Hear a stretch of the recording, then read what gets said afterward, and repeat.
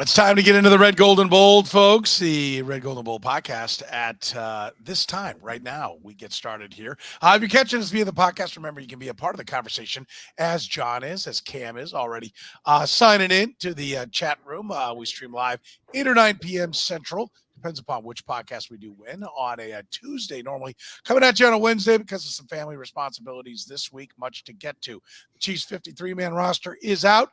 Did they get it right? Where are the concerns on this roster? Is it smart to run with only 2 quarterbacks? How about just 3 running backs? Did they get that right? Chiefs 7 wideouts. Do we like what they did there? What are the Raiders trading Neil Farrell mean for the Kansas City Chiefs? They get a defensive tackle, a big one at that. Do you like that move? Did the Chiefs de-emphasize special teams? We heard Brett Veach today say conversations have been going on over the last couple of days with Chris Jones. Any new thoughts on Chris Jones? We talk about it right now on the Red, Gold, and Bold podcast.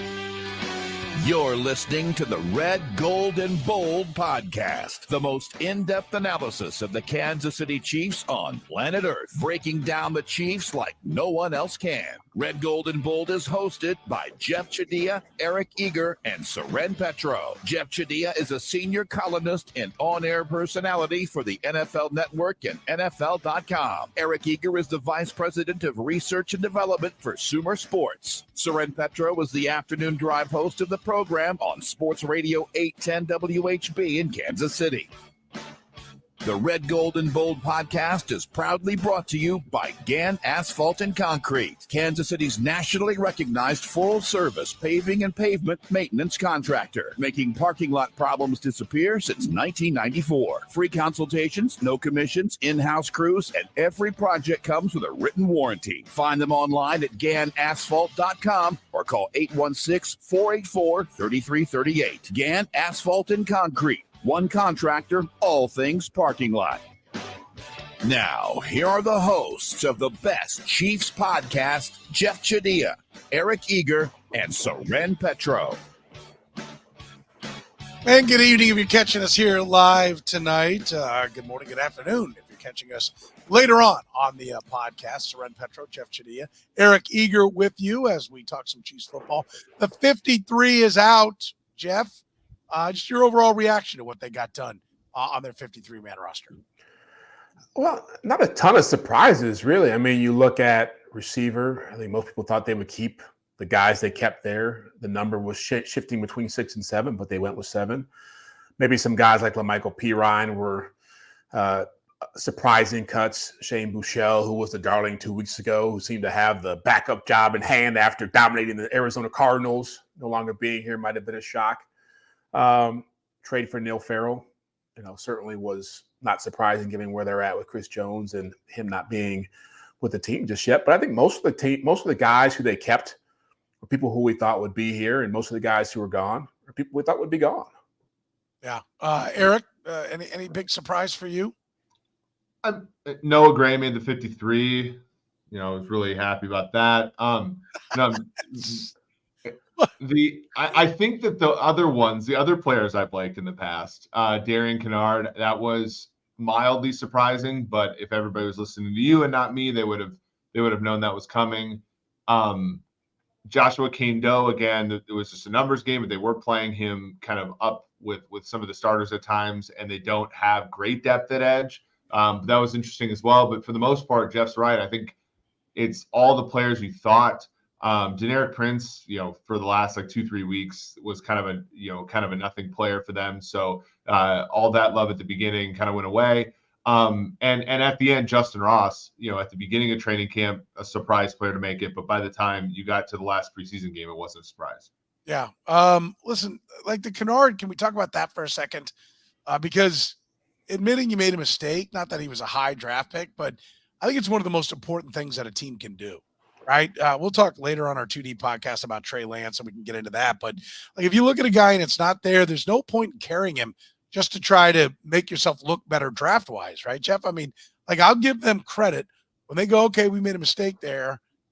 This team has been pretty good about getting away from him pretty fast. Yeah. Lucas Niang's still around though, right? Lucas Niang, he is. Yeah. And that surprised me. Yeah. I actually thought they'd keep Kennard Just like on okay, we we haven't tried as long with him as we've tried with Yang.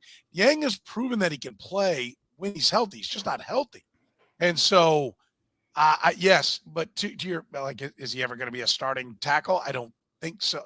Should he ever be your starting tackle? I don't think so.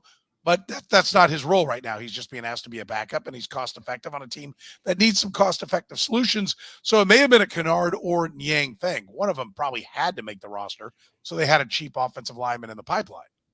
Yeah, no, look, I'm making fun of you, but yeah, I agree. It was the smart play.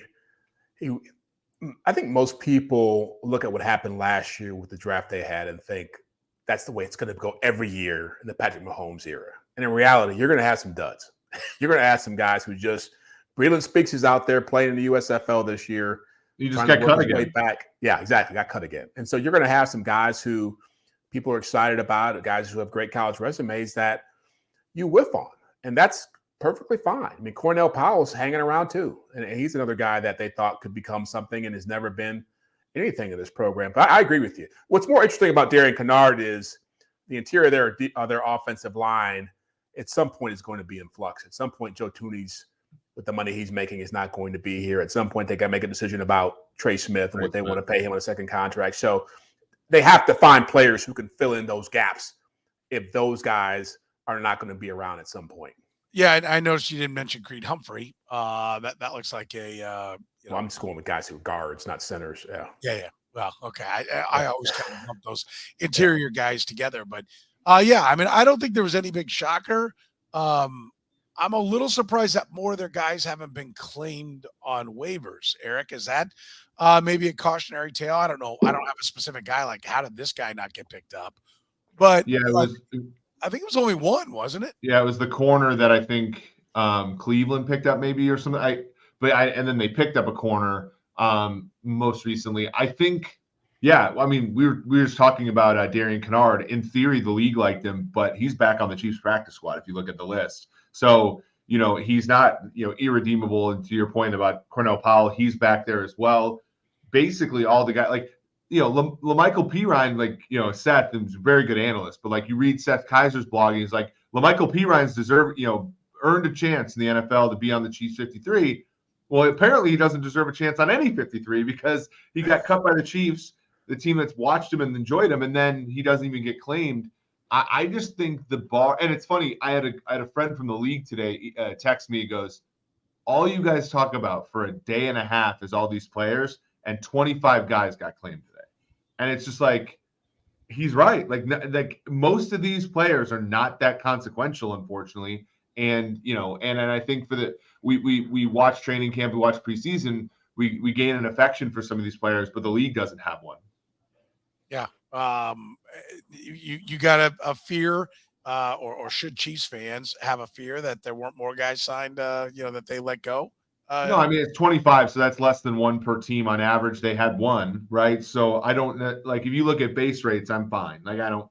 And last year, I'm trying to remember which team last year had the most. I think it was the Jets. That was a 7-10 team that had the most, players. And they're talented, but they're not like Kansas City talented. Yeah, and by the way, LaMichael Pirine is back on the practice squad, so they didn't have a spot for him. So is Deneric Prince. So is Cornell Powell. Some names we've met. Matt Bushman, who I think a lot of people liked. Austin Ryder, Danny Shelton. I'm trying to think who else was. Chris Odulikin, the quarterback. I don't think Buechele is actually coming back. Deion Bush is back as well. So. They have brought a couple of these guys back, Jeff, but should there be I'm a big believer. They did claim one guy off waivers, right? The kid from Indianapolis. I don't like one guy's fine. I'm not going to make a big deal out of claiming one guy, but I don't like claiming guys. When you're claiming guys, it means your roster's not very good. You're taking other people's leftovers. Well, and look, I think a lot's changed since they expanded practice squads and changed the rules as far as who can be on practice squads, allowing veterans to be there. I mean, now you pretty much have a legit taxi squad where you're hoarding players, and most teams, like Eric said, every team has what the Chiefs have, is with the number of players who've been in the system that they like, or guys who they think could have some potential down the road if they are developed correctly. And so there's not as much of a desire to go out there and just jump and grab guys unless you really love a player. Like Smith Marset was a player who showed some value. There was a team in Carolina who was in need of receivers based on injuries they've had at that position. So, he becomes a trade guy. But most teams, I think it's pretty much, if you go around the league, you're going to see the same thing with a lot of teams. Most teams are cutting guys, keeping guys they want to keep on the practice squad, and not trying to poach from other teams' leftovers. Yeah, and it's important, I think, to remember, we watch 3 preseason games. Those pale in comparison a lot of times. I mean, because the preseason is like an eliminator, not necessarily a fortifier, if that makes sense, right? Like the preseason is for a guy like Buechele who's having a good camp or whatever, and then decides he fails when he's under pressure. But they spend a lot of time with the Chiefs, right? And it's often more convenient for them to simply stay after they get cut because of how big the practice squads are. Yeah, no doubt. Let's dive into a couple of spots. Do you have a concern, Jeff? Is there a spot where you go, okay, I'm concerned about beyond the obvious? I mean, D tackle is one that you can go to right away. That's a pretty easy scab. What knowing that they're not going to be what they would be with Chris Jones, and we'll get to Chris Jones a little bit later on. But how they do trying to fill in for Chris Jones is you can't recreate him. What do you think of what the D tackles look like without him? Well, I think it's the whole defensive line. I don't think it's Chris Jones. He's the biggest factor, but Charles Omenihu not being there for 6 games is a problem. In Aduke, Uzama needing time to develop, you can say, hey, we're going to throw him into the fire there, but it's going to take some time for him to become a player. And so you're talking about George Karlaftis, you're talking about Tershawn Wharton, who's coming back from the ACL, you're talking about this kid they got from the Raiders, you're talking about Mike Dana. That's not really optimal defensive line starting unit going into a Thursday night nationally televised game against a team that's got a pretty good offense. So, yeah, I don't think there's any other unit that you could even point to as being a concern compared to what they're talking about up front. And I know people talk about Spags can trick it up, but people around the league will tell you that Spags is really good when the defensive line is good, and he's not so good when the defensive line is not very good. Yeah, I think that's a fair point. By the way, Quinn said, Chiefs went to the playoffs because of the waiver wire in 13. No. I will check that. Because that was that's the sound of Marcus Cooper giving up 5 touchdowns against the Broncos in one game. What are we talking about? Well, Rod Parker did have an extended career. He was the one guy they got, but they had, I can't even remember the tight end's name. They called Duck Dynasty. Oh, Duck Dynasty, yeah. And Marcus Cooper, and they had 5 or 6 guys that they grabbed. And they were part of a team that went 11-5, started out 9-0, went 11-5, got to the playoffs. That was the year they blew the lead to the Colts. They were plenty good to beat the Colts. It was a good team. They weren't there because of those guys. They were there more because of Carl Peterson. They were there in 13. Yeah, that was that 2-12. The 2012 team had 6 Pro Bowlers. They're all drafted by the guy before Pioli, and then they all carried over to the Dorsey and Reed era and took Yeah, the guys who really carried it were not the guys that they were picked up. I get what Quinn's saying. They were part of an equation. He overstated it, but his point was they were part of an equation. But look back, who were they grabbing that made any difference in Super Bowls 54 and 57? Yeah, and the standard is way higher than just getting the playoffs. You're not just trying to get to the playoffs. Eric, what do you think of how they did with the D tackle spot, knowing that they don't have Chris Jones for right now? Well, 3 tech is a premium spot in the league now, so they're not going to be able to replace Chris Jones. I think what they're trying to do is become sturdier early downs. I said this on your radio show yesterday. I have no clue why Derek Nottie is still here, but what they want to be able to do is put, like they did in 19 when Chris Jones remember Chris Jones had the calf in 19 for a while. So they would early downs, they put Pinnell and Nottie on the field at the same time and try to be better run stuffers and then blitz late, 2 fat men in a blitz that we used to call it. And I think that's maybe look, Beach talked today, he believes Jones is going to be back by week 1, which means he's got some work to do. But if that's not the case, I still think he comes back and they're going to be bigger on early downs. And he amounts to this. Besides that, I mean, it's going to be tough because to generate the pass rush they're going to want to without Chris Jones. They're going to need to put Michael Dana or George Karlaftis on the inside, and that's going to be really bad for the run defense, which is already not great. Yeah, for sure. By the way, speaking of great, that's our friends at Gann Asphalt and Concrete, proudly serving the greater Kansas City area. Gann Asphalt and Concrete, nationally recognized full-service paving and pavement maintenance contractor. Parking lot problems, if you've got them, they'll make them disappear. They've been doing it since 1994, locally owned and operated. Make sure you let them know you heard about them right here on the Red, Gold, and Bold podcast. You can find them online at GannAsphalt.com. That's GannAsphalt.com. Or call 816-484-3338. Whether you own your own business or you manage one, don't let the first impression you make with your customers be a bad one. Let Gann Asphalt and Concrete fix your parking lot today. GannAsphalt.com. 2 quarterbacks, Jeff. This has been the norm. We thought maybe a different approach. They did bring Oladokin back to the practice squad, so they have a third one there. We thought this might change with the fact that you could, have an emergency quarterback. Again, not for the Chiefs. They're going with 2. I don't think anybody's shocked that Blaine Gabbert's the guy, not after last week for sure. Are you a little surprised, though, they didn't go ahead and keep the 3 quarterbacks? Not so much, just because you just said they've done this in the past. I was advocating for Gabbert before, just knowing Andy Reid's history of going veteran quarterbacks. And Michelle showed some stuff. He had some nice moments, but end of the day, like if you're in a current situation, a playoff game, a game that has playoff implications, you're going to feel better about Blaine Gabbert throwing the football, a player who's started in this league, who's played behind good quarterbacks, who's been around for a long time, than you will Shane Buechele. And I kind of believe that their philosophy is, if we're going to the third quarterback, we're already screwed anyway. So what's the point? Are we fooling ourselves here? Can we? I think they found a way to go find Matt Moore, and I'm sure they've got some quarterbacks they could probably go dig up if they had to go to that extension, go to DEFCON 1. But I think right now going with 2 doesn't really bother me. How about you, Eric? You okay with the 2 that they kept? The only issue I have is that you're never going to be able to fully develop a backup quarterback then. And not to say that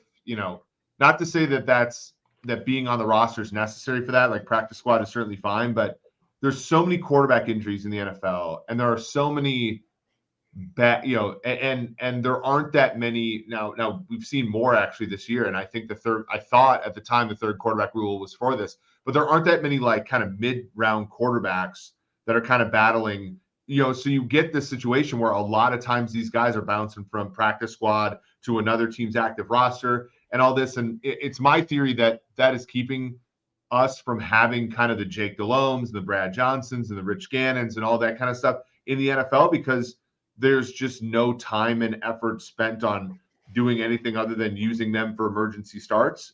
And I think that for the Chiefs, it's never going to be an issue because they have Mahomes. And if they don't have Mahomes, to your point, they're screwed. But I'd really like for them to be able to develop a young backup that could be the Gary Kubiak to John Elway. Like that's, to me, I would hope, or Frank Reich to Jim Kelly. And to me, that they just don't have that right now. Is it possible that the league is too sharp for that? That anybody who can remotely, first of all, we're at 32 teams. Some of the names you mentioned were back in the 30 and 28 team days. Yep. So there's a few more that are out there, but nobody's keeping 3. Like they used to all keep 3. Are they too sharp? I'm going to tell you, like, when you look at the starters in the league, back in the day, it was like a few firsts. The vast majority are first-round picks now. Like, they're better at identifying them coming out of college. Doesn't that mean that they'd be a little bit better at identifying the backups? And so the idea that you can find a really good one, if they're really good, they're already playing. I'm gonna, and because thought about this a lot. I think the biggest reason is that going up and getting, so like back in the day, going and getting Heath Schuler, going and getting Trent Dilfer, going and getting Ryan Leaf, Peyton Manning. I think the hit rate was a lot worse, but also the cost was a lot higher. To sign you a lot of time. I mean, John Elway didn't sign with the Colts, right? Peyton Manning didn't sign with the Chargers, and so those prices were higher. So teams, and I always use this example. Jerry Jones, he got Chad Hutchinson, he got Tony Romo to sit, for very, very cheap. And then the moment Tony Romo showed any sort of promise, he gave him kind of a modest contract, and that was because, again, having those 4th and 5th round guys as a hedge back then was a hedge against having to pay a guy like Sam Bradford, Aaron Rodgers money. And that doesn't exist anymore. So teams, I think, realize that they don't need to do that because they can just go and access the top pick who makes $10 million a year. It's a lot easier. I just think that teams, that's a first order smart thing they're doing. I think on the second order, they're still forgetting to develop backup quarterbacks. Jeff, you got a theory on why there aren't better backup quarterbacks at the Chiefs' disposal? Well, I think part of it is just Andy Reid is obviously an offensive genius, but he asks a lot of the position of the players who play that position. He tweaks his offense a lot. I don't think it's a great system to be in as a young quarterback and grow into. I think the Niners, for example, probably have a better situation, and they've seen more young quarterbacks prosper there because it's simpler. As you're relying a lot more on a supporting cast. You're relying more on the coach to put you in situations to have you be a distributor. And so I think that's part of it. I just think that, and I think part of it too is that Andy Reid doesn't believe in that philosophy. Andy Reid historically has never really relied heavily on young quarterbacks and try to develop them. And the guys he's brought in to do that, they end up languishing. Yeah. We had a couple of people mention Carson Wentz. There were some reports that the Chiefs touched base with Carson Wentz. Would you be in favor? Eric's about to vomit over there. No, absolutely not, Eric. You don't think there's any way Andy Reid can work some magic and turn Carson Wentz into a productive backup? He did. Nick Foles is like the closest thing I remember, right? Where, actually, if you go back, Jeff Garcia had kind of lost his fastball, went to Philly, so it's possible. Brett Veach really, really, really, really, really, really likes to sign players that he had high grades on, that were drafted high. So there's a possibility. The problem is the Chiefs don't have any money, and Carson Wentz is going to cost like $6 to $10 million a year. So I just don't see that. Is he really? I mean, if Carson Wentz didn't cost $6 to $10 million a year, he'd be here already, right? They would have, if he was available for $3 million, they would have preferred him over Blaine Gabbert at 1.2 or whatever he is now, right? The reason he's holding out is because he's like, I don't need to work for hardly anything. He's going to sign a contract when a team's desperate for him, just like Kerry Collins used to, and stuff like that. That's where his destination. He's holding out for $6 to $10 million, I think. You put up a thing from, I think it was Tommy up there saying the days of developing a backup quarterback are over. I don't agree with that. You look at Philadelphia and Jalen Hurts. He was a backup quarterback when he showed up. And he wasn't a guy people were saying was going to be a franchise guy when even in his second year as a starter, he just got opportunities to play, and they developed a plan to make it work for him. But it's definitely, if you're going to try to go that route, you have to. I think the only way it works these days, if you have a quarterback like a Carson Wentz, like what Dak Prescott is starting to go through in Dallas, with Trey Lance being there now, who you think, hey, we might not keep this guy, or Alex Smith with the Chiefs, where you think, obviously they drafted Mahomes to be the starter, but you have to have a veteran who you believe has hit his ceiling, who at some point is not going to be there, and you have a backup you think could end up becoming that guy. Sam Howell being that guy too. We mentioned that both running backs that you would probably look to be the fourth running back are on the practice squad, so they didn't get away from the Chiefs. But are you surprised? And did they get it right with only three running backs, Jeff? I like P. Ryan. From what I saw, the things he did, he seemed to be the most electric runner they had in camp.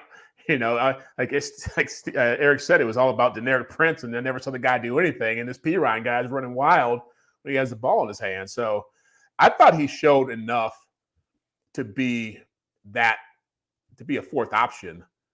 But again, that move, what they did at tight end tells me that, and what they did at receiver with the numbers they kept, this offense is going to be more about getting the ball to guys in space, letting them run. It's, that fourth guy probably doesn't have much opportunity to do much in this offense. But to me, he should have, he did enough to be on the roster. Eric, they're certainly de-emphasizing the running back when they only keep three of them. Yeah, I think it's Richie James who can be in the backfield next to Mahomes, Kadarius Toney when he's ever on the field. I think they're going to do it that way. Like Green Bay used to do this a lot with McCarthy, where Randall Cobb used to be in the backfield, and they only used to go with James Starks and I want to say Eddie Lacy back in the day, and like that was like teams have done this forever. So I think that they're going to wide receivers and tight ends are going to be filling in for fullbacks and running backs. Who was the guy from Stanford who was a receiver who was a running back for them for a while in Green Bay? Ty Montgomery. Yeah, Ty Montgomery. Yeah, he went Rod Bernstein on it, more 88 in the backfield. Yeah. I do think that hybrid kind of guy is part of the equation, but like Kadarius Toney can't stay healthy just playing wideout. Like you're going to pound away with Kadarius Toney. I mean, I get it as far as like catching the ball out of the backfield. Let's bring it back there. If you're going to, if you're going to have him swing out into the flat or, run a route from the backfield, but is he going to pick up a blitz? Like there are things that running backs do beyond just run a route. Yeah. That's where I'm concerned. Yeah. Well, it certainly puts a lot more pressure on your offensive line. I mean, really, because if you're not relying on your run game to really be even what it was last year, like you're going to get a lot more pressure, and you're going to have to ask those guys, a lot of those receivers, unless Blake Bell's playing a lot more, I think he's going to play. You're putting a lot of small guys in the field and hoping that the matchups on that side are advantageous to you. But the flip side of that is that, yeah, your threat of running the football becomes a lot less serious, and you might get what you had a couple of years ago where when they were running the RPOs and everybody knows it's just a PO, right? Yeah, quarterback's throwing the football. So that might be an interesting dynamic too that they have to adjust to. Yeah, for sure. All right. How about wide receivers? 7 wideouts. Eric, do you like the 7? This is the 7 we thought. I know friend of the podcast, Sam McDowell, columnist for the Kansas City Star. He doesn't like it. He thinks 7's too many. One of them I will point out is already hurt. So it's really 6. We'll see what they do when Kadarius Toney comes back. Brett Veach said today that Kadarius Toney, and we'll just point out also Tershawn Wharton, and who else am I forgetting that's banged up right now? L'Jarius Sneed. Yeah, none of them would go on the IR, that they'd all be part of the 53. But let's stick with the wide receiver part. Toney's out, but they did keep 7. Is this temporary until he gets back, or is this the plan, and do you like it? I mean, I'm always going to like them throwing numbers at the position. I think what Veach said today in his press conference he's just playing my favorite song. He said, like, look, we have every kind of wide receiver here. We got the size. He said the size guy with Ross. He's got the shifty guy in Rice, and he said explicitly that Ross and Rice were going to be package guys early. So, that they're going to bring them. Like the Chiefs are right now not depending upon a rookie, inexperienced player to be an every down receiver. That's Sky Moore. That's the guy that they're planning on being kind of a starting kind of player. MBS is proven at what he does, which is limited but still pretty good. I just think, it's a wide receiving core where I don't think you can poke a ton of holes and say like it's missing this other than the top. It's missing a top end player, but I think the group collectively doesn't really miss any one trait. Are you good with the wide receivers they kept, Jeff? I'm fine with it, given the options. I have to wonder if Jody Fortson didn't get hurt, if Justin Ross makes the team, if they keep 6 and have 4 tight ends again. I mean, I think that has a factor into the equation. But I think Eric's right. Beach said as much. I mean, he pointed out today that he's how did he describe Ross? Can go up and get. I can't remember how he said. He said, we don't have Fortson. He linked it to the fact, and Fortson's on the IR, pretty much saying like he's kind of our guy at the goal line. Yeah, there you go. Yeah, so that to me is that he fills that bill for them. And look, I'm more of a wait and see mode because I think it's always easy to fall in love with guys in training camp and preseason.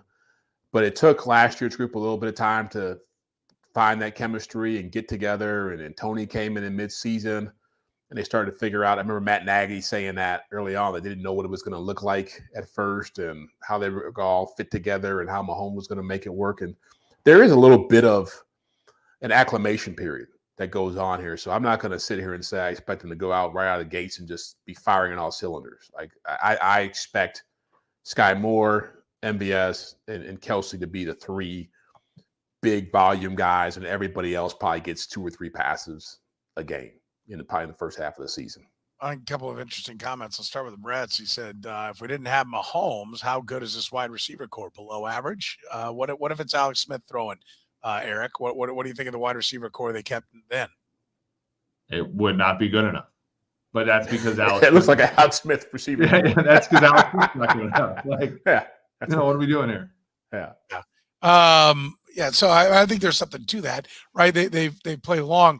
How about the fact, and it was Tommy, kickoffs and punt coverages. Any of these wide receivers going to be covering them? I think they've obviously got some returners here. Richie James is a punt returner. Kadarius Toney is a punt and kick returner. I wonder aloud if that's going to be his only job. But is there any coverage guys on here? They kept 6 linebackers, 2 extra linebackers that don't really seem to fit on the field as a defense. That's one spot you could look to, but usually Marcus Kemp, Garrett Dieter, they've had some guys, generally speaking, at that wide receiver spot that are part of that special teams plan. Doesn't look like that this time, Jeff. Well, I thought that Andy or somebody, I thought somebody had said they had been talked to. They had talked to the receivers about, hey, if we're going to keep all you guys, someone's got to be on special teams here. That's a part of this, which I assume was probably talking to Richie James, who says going to be a return guy, but also a guy like Justin Ross, Justin Watson, I'm sure is going to be a part of that mix. I would think that those 2 guys, Ross and Watson, would be on kick coverage, would be on kick return. They would be doing something as part of those core units, because you just can't be asking all your DBs and your linebackers to be doing that kind of work. And there's nobody else to do it. Yeah. How about this one? Is saving money on the wide receivers, Eric? Is that going to be the plan going forward, just like they do with the DBs? Well, I think it'd be foolish not to, right? Because you have a guy who's a force multiplier. And so, you're paying him a lot of money. You're paying him a lot of money so that you don't have to pay them, pay the wide receivers as much. It would be the similar thing of if Alex Smith were to come back and make half as much, then you could pay more, for the wide receiver. So I think it's just part of the job description for Mahomes, which is to say, be such a surplus that deficits across the roster you can make up for. I was just looking this up. I wasn't ignoring you, Petro. Justin Watson last year played in during the season in, when I'm looking at special teams, 67 snaps. So he has some experience. Same thing with Richie James. So I think those are the 2 guys that are going to be dressed on game day. I actually would be surprised if both Ross and Rice were dressed on game day, for what it's worth. Okay. All right. We'll see where it goes. Who's the lead dog? Anybody change their opinion on who the lead dog will be at wide receiver? I'm still with Sky Moore. There's a part of me that thinks Valdez-Scantling's going to have a big yardage here, but I'm going to still go with Sky Moore. Really? What have you seen in special teams that makes you think, or in preseason that makes you think Sky Moore? He gets open. He gets open. They haven't used him as much. Yeah. Which tells me they probably feel more comfortable with him. There's that too. Like they didn't feel like they had to test him out and give him 7 targets one game to make sure he's any good. But you watch him run routes, he gets open. Like he has a lot of potential as kind of like a separator. And Andy Reid's offense is a separator offense. It's the and everybody's like, oh, where's DeAndre Hopkins? DeAndre Hopkins, a great wide receiver, but not the type that Andy Reid likes, the way that Sky Moore is. Justin Ross looks more like a DeAndre Hopkins, right? Rashee Rice, to me, looks like a Juju Smith-Schuster. That's who the leading receiver was last year. That was my pick. I will stay with Rashee Rice. Where do you sit on the 2nd-round pick, Jeff? What do you think? You think Sky Moore is going to lead? How much will Rashee Rice contribute? I think Sky Moore, having a full year in this offense last season, an off season to figure it out, he talked a lot about wanting to gain Mahomes' trust and know he's going to be in the right spot. That's just a big part of playing in a system like this. And I think Rashee Rice has got a ton of talent. But I think when you start playing real games, you start seeing real coverage and people start getting taken away, there's a reason why Sky Moore only had 22 catches or 24 catches, whatever it was, because he wasn't in the right spot or the ball wasn't going in his direction. I mean, it's just,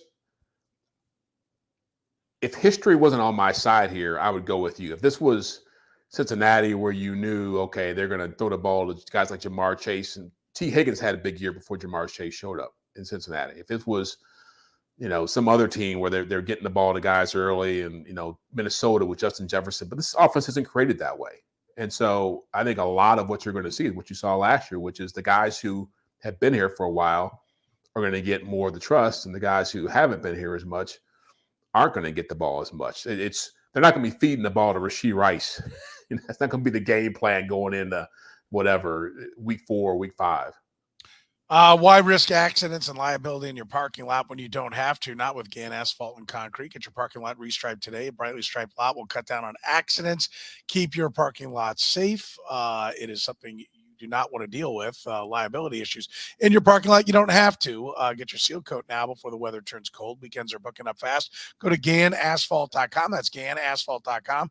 Or call 816-484-3338. Neil Farrell is a Chief. Eric, what do you like? What do you dislike about this trade? I like that they're addressing the one tech. I don't like that he hasn't been very productive as a pass rusher, so they're going to have to develop him. One pressure last year, 72 pass rushes. He had just 62 pressures in 4 years when he was in college. So he's very much like a Derek Nottie, replacement. But I feel like you didn't need to trade a 6th-round pick to replace Derek Nottie is kind of my wonder. So and then not let go of Derek Nottie. I don't know what I don't like. I feel like if I had the job security of Derek Nottie, it'd be interesting. Like he hasn't been good since 2020, and yet he continues to kind of make this team and start. And I have no idea why. Yeah.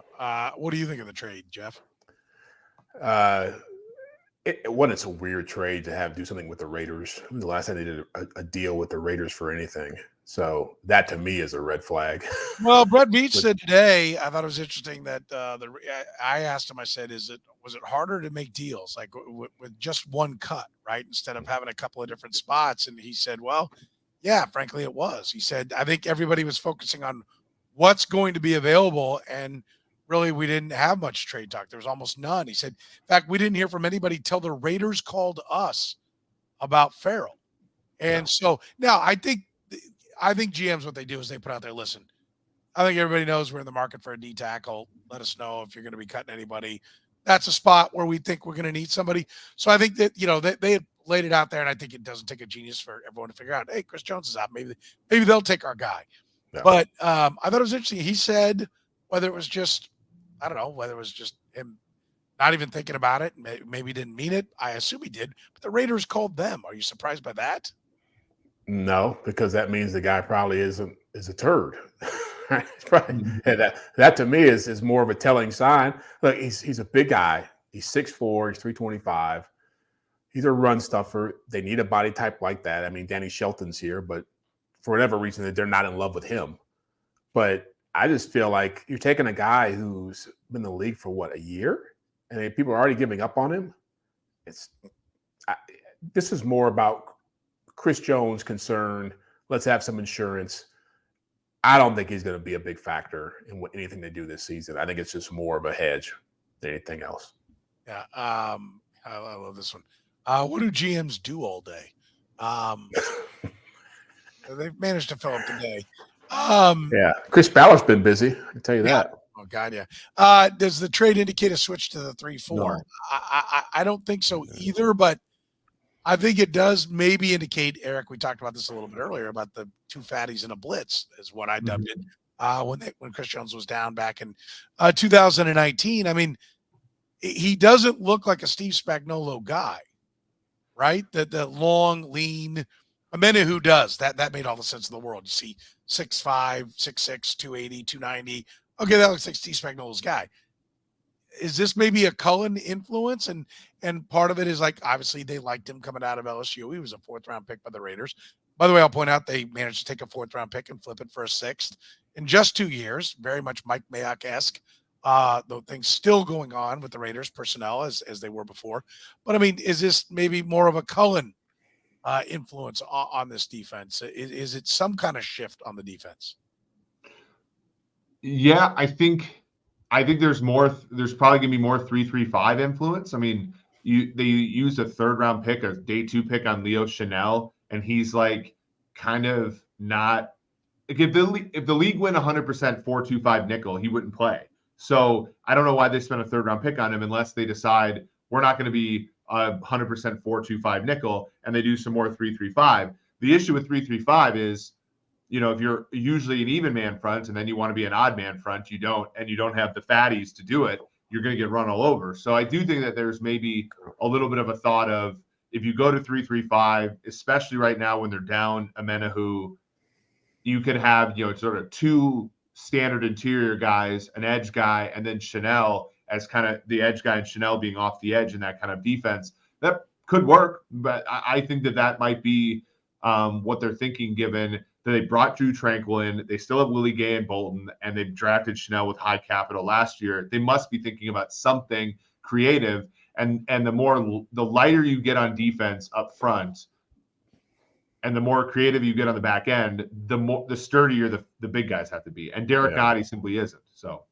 yeah. And I think they know these first 2 or 3 games, they're going to see a lot of teams trying to attack mill their defense. You're going to see a lot of. I'd be shocked if the Lions didn't come in here and try to gash this team and control the clock with the defense, with the issues they have on their defensive line. The Bears are going to do it because that's what they do. And so until Chris Jones is ready to go full time and full go, and obviously many who's not going to be a part of your defense, you got to have some girth up there. Yeah, you got to have some guys who can stop the run. I think this is interesting. Spags hasn't developed the Spags guy since the Giants.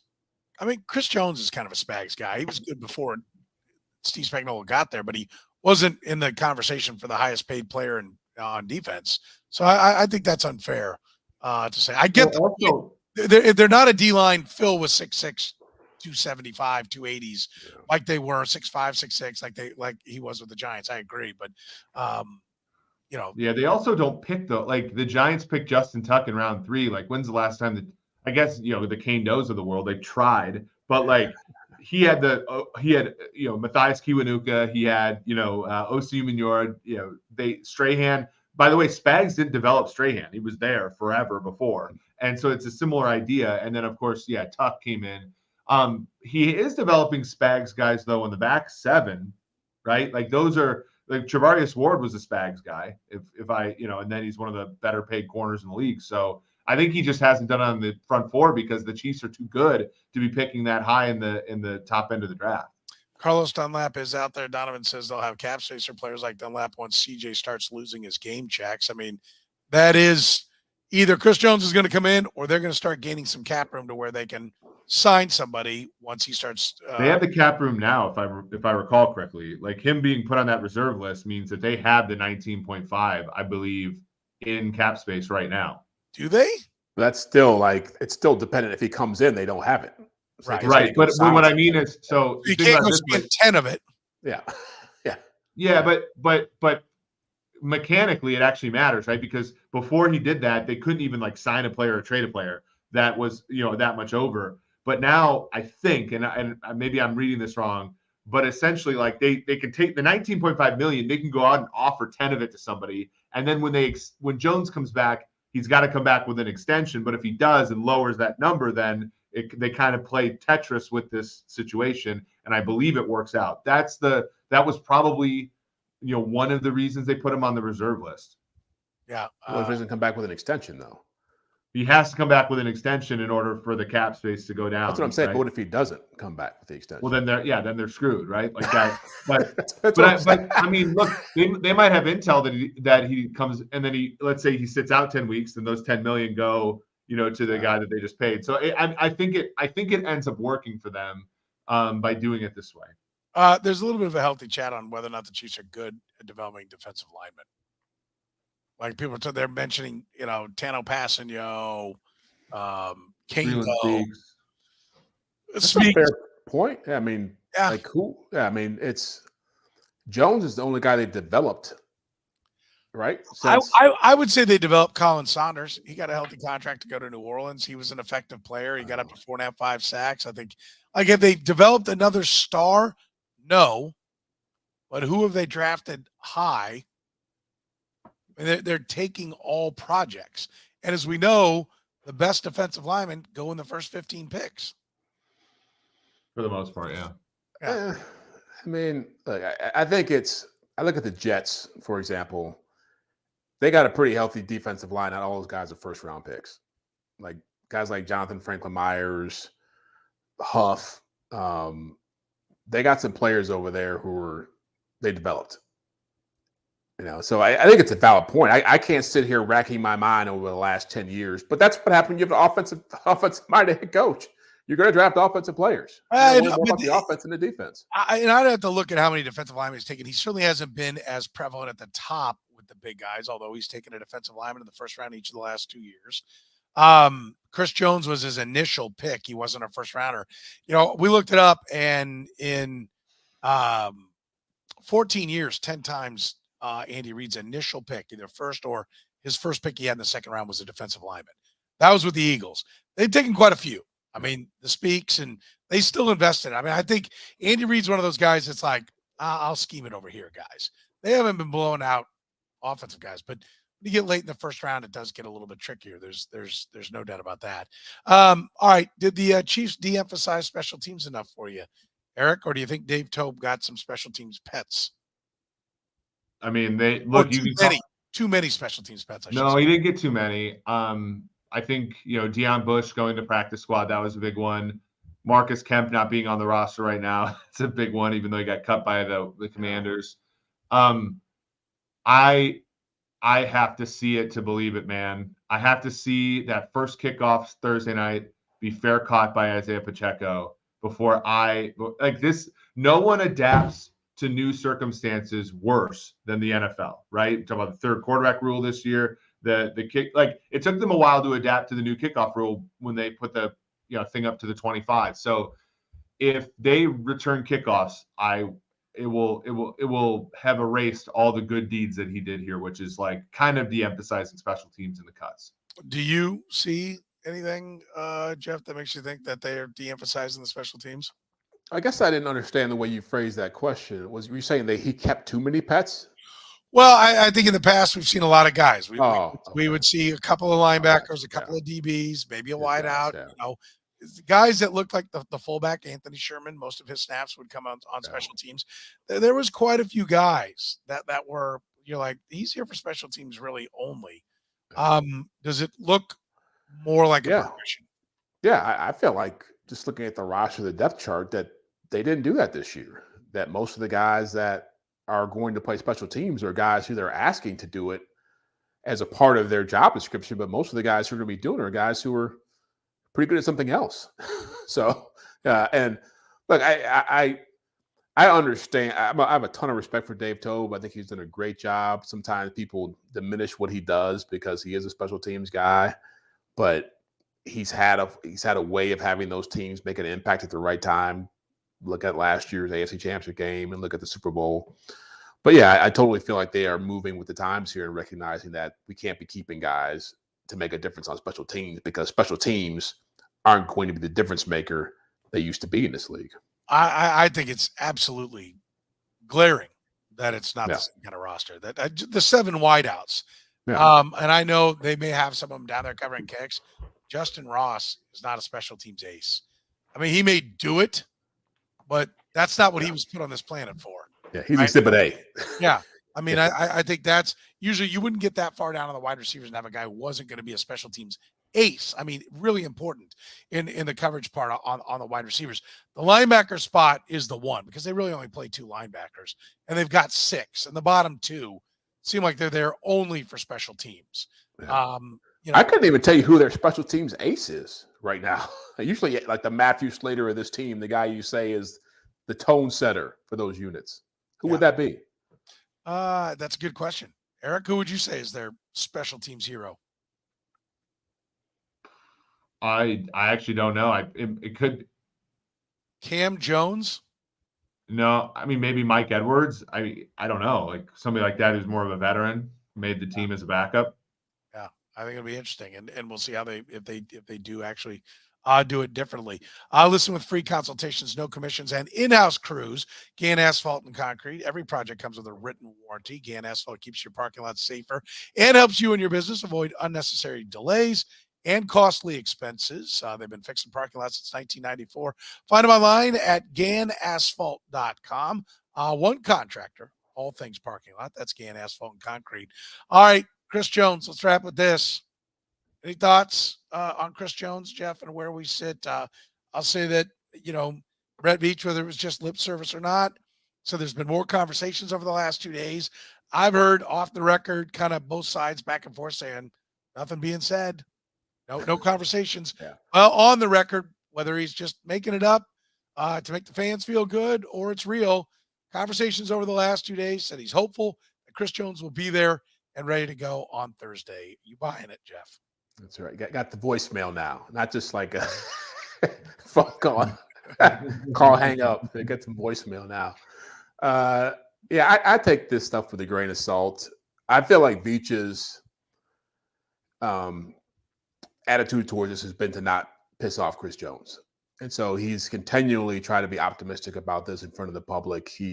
I thought it was more noteworthy that in their last preseason game that he wasn't asked about it by the broadcasters, because that would have been a great time to actually have a friendly fire conversation about it and to put out some feel-good vibes.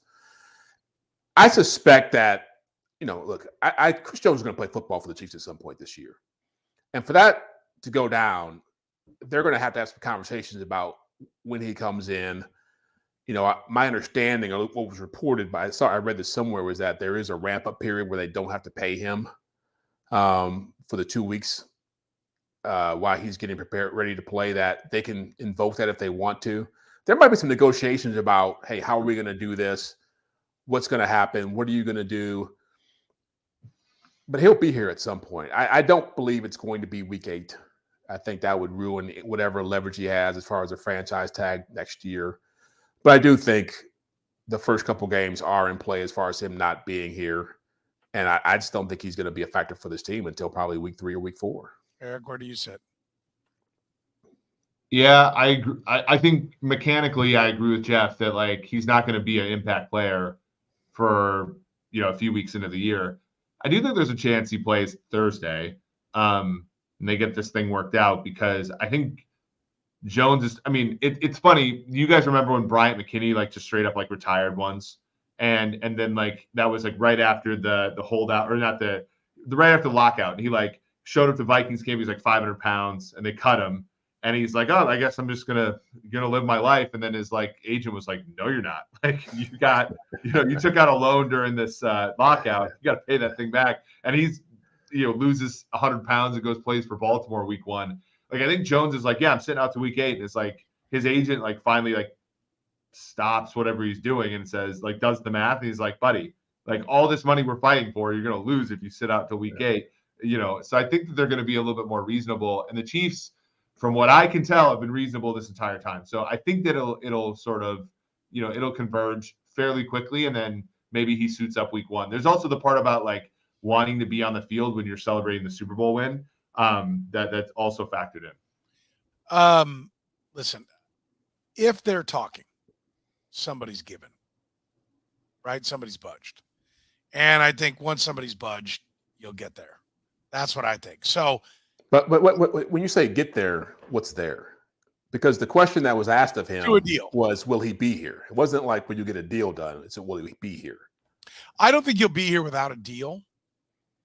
And I don't think there's any chance Chris Jones is going to play. And I think if he ends up signing, there was no chance that he was ever not going to play. That's what I think. Right? I believe, I said today, listen, this has to be Chris Jones' tactic. Ask for a trade. Why isn't he asked for a trade? That's what every agent does. When you're not getting your money, you ask for a trade. The only reason you don't ask for a trade is if you don't want to be traded, right? And Chris Jones wants 2 things. I think Chris Jones really wants to play for the Chiefs, and I think Chris Jones really wants to be the highest paid defensive tackle in football. And those 2 things cannot coexist in Kansas City. And I think that's always been the case. I think the Chiefs have made their point. My assumption is Chris Jones is now moving off his number, and we're going to see them land at the 27, 28 million. We heard this last time. Aaron Donald, and he didn't get Aaron Donald. The Chiefs didn't budge then. They have another trophy. I don't think they're going to budge. And I think when you're sitting there going, what am I really holding out here for? Jeff, you've always said it's about the guaranteed money.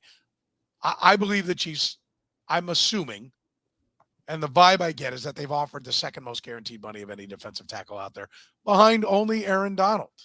And I think at the end of the day, you have to sit and look at it. And here it comes. You're right. My boys are going to be playing. We're going to be celebrating a ring. And by the way, I'm, either can take 74 million, 77 million, 82 million, whatever the number is, or I can get nothing and just 19 and a half.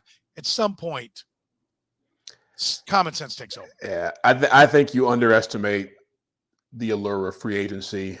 And I said this on the radio the other day. I think they'll franchise him. They're not going to. If it's $33 million, they're not going to franchise. I guarantee you, Eric knows this. They're not going to franchise him at $33 million and play this game all off season. Like they will.